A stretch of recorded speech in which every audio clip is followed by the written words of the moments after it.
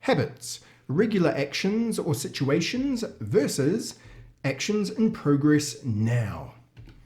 I brush my teeth every day. Can't talk, I'm brushing my teeth.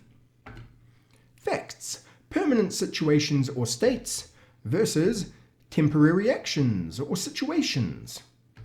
Water boils at 100 degrees. Hey, the water's boiling. With stative verbs, use the present simple. Like, I need a holiday. Yeah, you look really tired. Changing and developing situations. Great work, everybody. Your English is improving really fast. Future events in a timetable, fixed, versus future arrangements. The plane leaves at 6 a.m. I'm leaving on a plane tomorrow. Those points are the main ones. Also remember that the present continuous can change quite easily, but the present simple cannot change easily.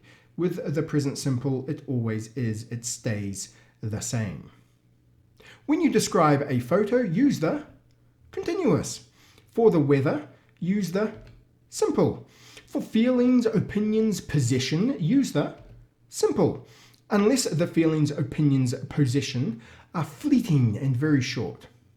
Finally, history and information is usually in the present simple. Hey everybody, thanks for watching. If you liked it, don't forget to press like.